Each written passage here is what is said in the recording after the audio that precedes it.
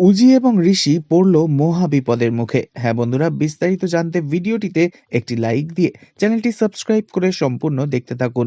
নতুন পর্বে দেখতে পাওয়া যায় হসপিটালে নিশার চিকিৎসা চলছে আর কেবিনের বাইরে সকলে দাঁড়িয়ে অপেক্ষা করছে।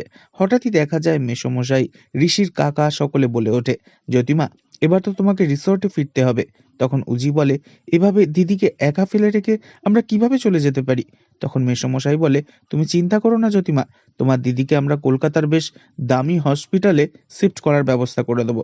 এই কথা শুনে উজি দুশ্চিন্তায় পড়ে যায় আর মনে মনে বলতে থাকে, এ বাবা, এরা তো চারিদিক দিয়ে আমাকে ঘিরে ধরেছে। তবে উজিকে দুশ্চিন্তায় দেখে ভীষণ ঘাবড়ে যায় ভানুও সেই মুহূর্তে।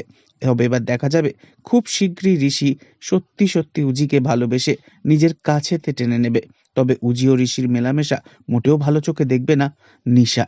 নিশা এবার তাই ঋষি ব্যানার্জির ক্ষতি করতে এবং ওর পরিবারকে ধ্বংস করতে পালাবে।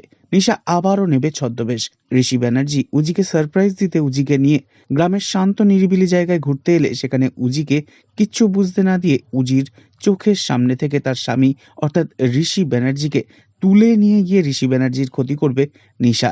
তবে কি উজি পারবে নিশার পরিকল্পনায় বাধা হয়ে দাঁড়িয়ে ঋষির ভালোবাসাকে সম্মান জানিয়ে ঋষিকে প্রাণে বাঁচাতে?